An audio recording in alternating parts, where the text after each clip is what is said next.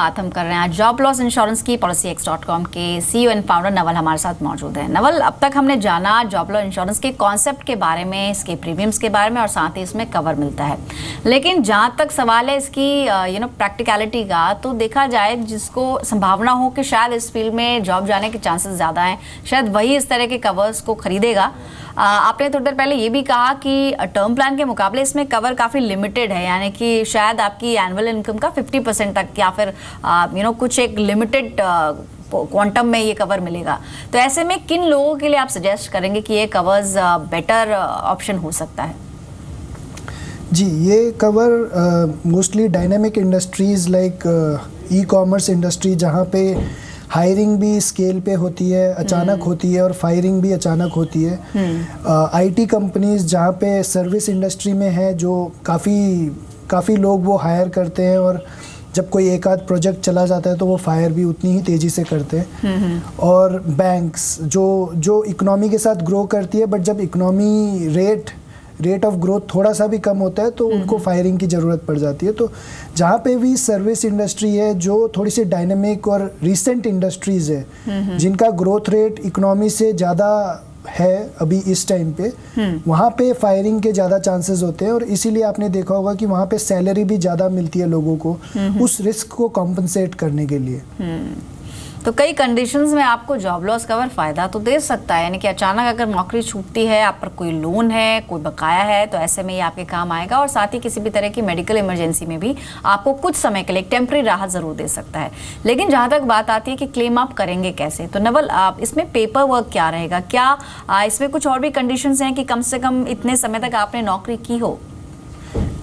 ऐसा कोई कंडीशन नहीं है, बट पेपर वर्क में आपको फॉर्म 16 की ज़रूरत पड़ती है, लास्ट 3 मंथ्स की सैलरी स्लिप्स की ज़रूरत पड़ती है, और अपॉइंटमेंट लेटर की ज़रूरत पड़ती है। और बाकी ऐसी कोई कंडीशंस नहीं है कि एटलीस्ट 3 मंथ्स तो होनी ही चाहिए, क्योंकि अगर 3 मंथ्स का सैलरी स्लिप मांग रहे हैं तो 3 मंथ्स की नौकरी तो मिनिमम होनी ही चाहिए। उसके अलावा ऐसी कोई कंडीशंस नहीं है। तो 3 महीने की सैलरी स्लिप आपको एज अ डॉक्यूमेंट दिखानी होगी। फॉर्म 16 के जरिए भी आप क्लेम यहाँ पर ले सकते हैं। और साथ ही साथ अपॉइंटमेंट लेटर, अगर आपने किसी कंपनी में ज्वाइन किया है और आपको जो ऑफिशियल लेटर कंपनी के लेटर हेड से मिला है, वो आपको शो करना होगा क्लेम के लिए। लेकिन जहाँ तक बात है क्लेम रिजेक्ट होने की, आपने कुछ कंडीशंस बताई थी नवल कि किन कंडीशंस में क्लेम आपको नहीं मिलता है। ऐसे में जो सबसे मुझे लगता है कि थोड़ा सा ट्रिकी है, वो है पुअर परफॉर्मेंस वाली बात। आपने पहले भी कहा कि ये कन्विंस करना थोड़ा सा मुश्किल होता है कि पुअर परफॉर्मेंस के चलते कंपनी ने आपको हटाया और फायर नहीं किया है।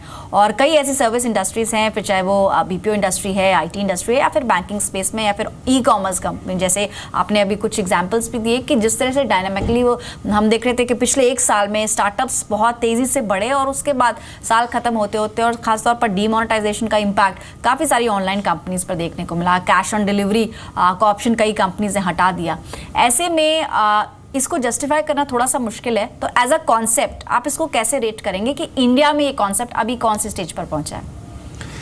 एज अ कॉन्सेप्ट इसमें 2 चीज़ें होती है, एक होती है डाउन साइजिंग और एक होती है परफॉर्मेंस बेस्ड फायरिंग। तो जहाँ पे भी कंपनी अपने रीजन से निकाल रहा होता है, जिसको डाउन साइजिंग कहते हैं, जैसे फॉर एग्जांपल कोई कंपनी बोलती है कि मैं ये डिवीजन बंद कर रहे हैं, तो वो डिवीजन बंद करने पे अगर वो 300 लोगों को फायर कर रहे हैं तो वो परफॉर्मेंस इश्यूज नहीं हो सकते। एज अ कंपनी अगर वो डिवीजन ही परफॉर्म नहीं कर रहा तो वो इंडिविजुअल परफॉर्मेंस नहीं है। और जब आप 1 या 2 या 5-10 लोगों को रूटीन बेसिस पे फायर करते हो, जब आप बोलते हो कि परफॉर्मेंस नहीं आ रही इसलिए फायर कर रहे हैं, तो वो डिफरेंस होता है। जब डाउन साइजिंग और फायरिंग में वो डिफरेंस होता है।